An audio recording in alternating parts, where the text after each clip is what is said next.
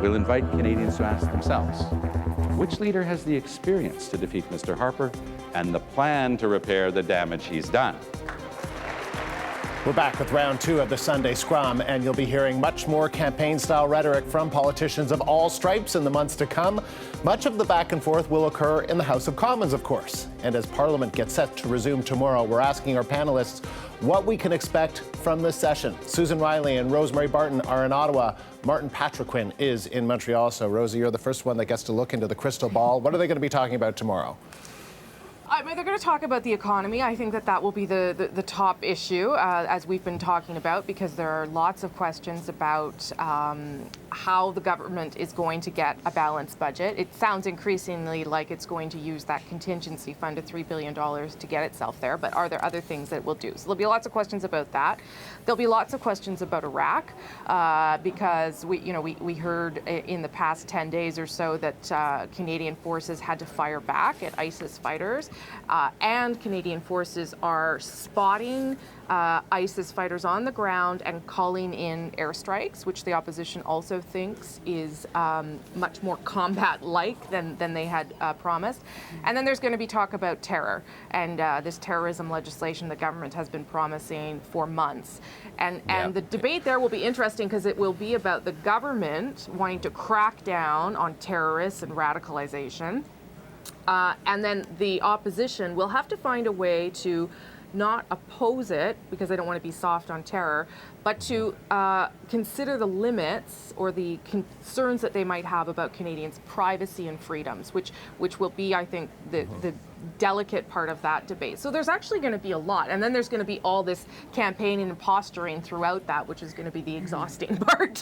Susan, what will you be watching for? What are you most interested in hearing?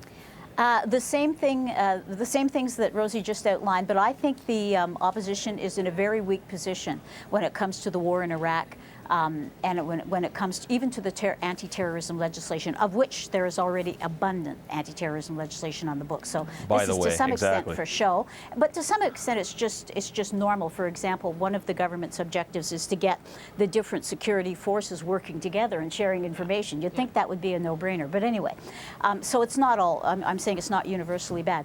The reason I think that the opposition is in a weak position is because I think most Canadians realize, you're either at war or you're not at war. It's like Jean Chrétien said, you're either in or you're out. You're not there's no such thing as halfway being into war. And so most Canadians would understand that especially with a haphazard war like this, it's really hard to impose rigid protocols. Canadian ground troops, such as they exist, I think 69 people, are not engaged in offensive actions. They're not on the front lines. In this case, the incident we're talking about, they shot back. I think the opposition leaders, both of them, have to have the courage of their convictions. If they're against this war, say that they're against it. Explain why. Forget the whole trust issue with the Prime Minister. I mean, a lot of people don't trust him anyway. It's not about that. It's about where do you stand on this war? Why are you against it? Make the case. A case can be made. Marty?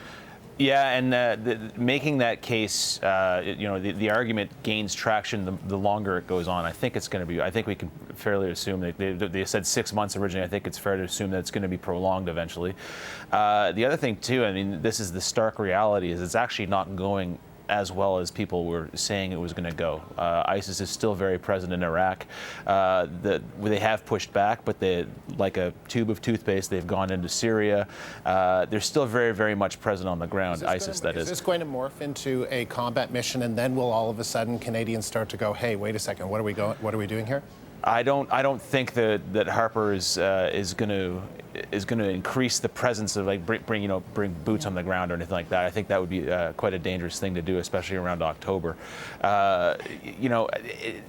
Just in terms of what the government's going to be talking about, the one bump in the poll, a lot of in politics is sort of throwing spaghetti against the wall and see what sticks. The bump in the polls that Mr. Harper had was after the Ottawa shootings, and you saw how quickly the Harper government wanted to tie what happened in Paris to what happened in Ottawa, sort of this global war on terrorism. So that's the thing that stuck. It works. So I think we're going to see a lot more of that, a lot more posturing. And I wonder in the crucible, of a pre-election campaign, we haven't heard them say, "Oh, the opposition is soft on terror." I wonder if you're going to start seeing a little bit of that rhetoric. I agree with Marty. Like, I think the government will talk more about being tough on terror, tough on crime, all those things. But I would say that they are very conscious when you talk to them about how sensitive that is and how careful they have to be not to cross a line, because they don't want to look like they are overly leveraging something or exploiting something. So they feel comfortable talking about how tough their guy is because they think that he is, in contrast to the other two. But I do think that they are fully aware of how that could be perceived as something else. And that's a delicate thing for the government to have to balance there. So, and that's something the opposition could take advantage of as well, right? All right, let's switch gears just for a moment now. Political leaders across the spectrum, they're constantly jostling for media attention. That's nothing new. But if you follow Canadian politics closely, you may have noticed this. One of these men is the leader of the official opposition. The other is the leader of the distant third party in the House of Commons. But judging by the amount of media coverage dedicated to either politicians, Canadians may be forgiven for confusing the two. The NDP has complained in the past about a liberal bias in the media. Is it real? And if so, why is it happening?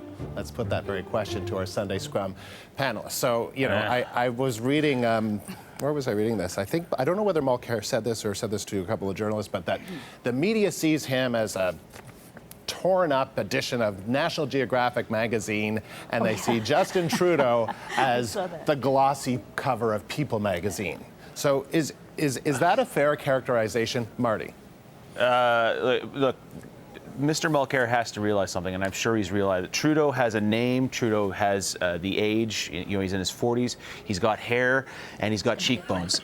Now, are we that superficial? Come on. That kind of thing. You, Marty. You build exactly. a on it. Yeah, I should run for political office. What am I doing here? No.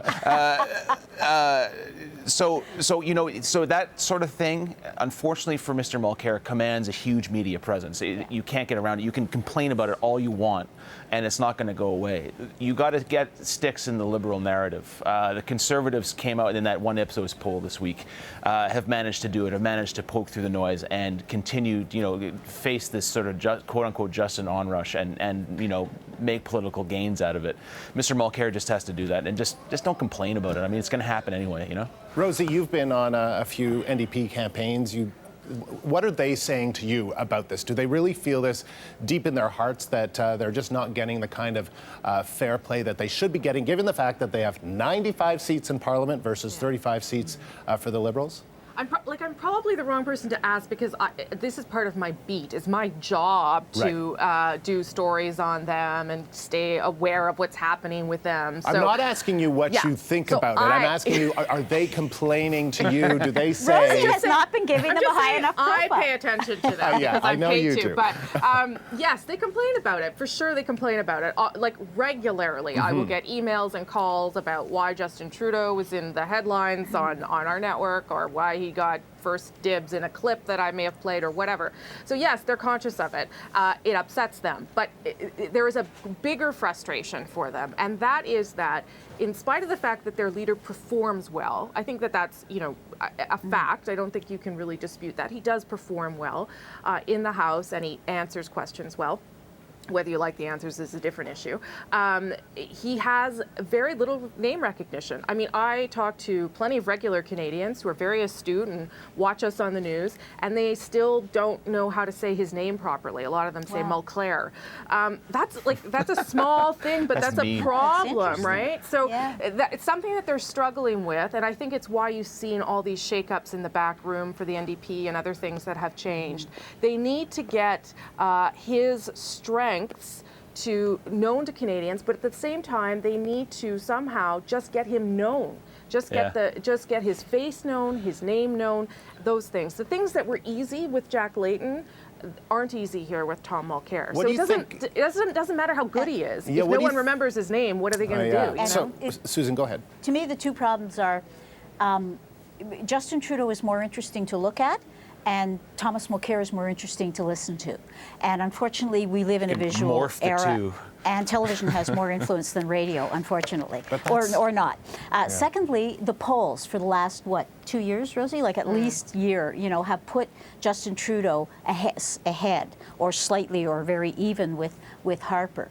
We are all influenced by those polls, whether we should be or not, we are. So notwithstanding, the NDP's superior strength in the House of Commons, 95 seats versus 34, everybody is, there's more expectation that Trudeau might win or at least come second in the next election. What do you think, Marty, about the strategy that seems to be playing out, and that is that the Liberals haven't been all that clear on exactly all of their policies, or maybe waiting for the campaign, the NDP, maybe they're rolling the dice and saying, here you go, childcare, we're going to bump up funding to the CBC. We're going to do this. We're going to do that.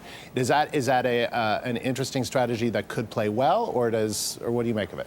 I mean, it's interesting in the sense that I guess they make the announcement then, and they can just keep repeating it as the quote unquote pre-campaign sort of goes on. We're talking pre-campaign. It's 9 months. It's depressing what we have to, how long we have to sit around and watch this thing.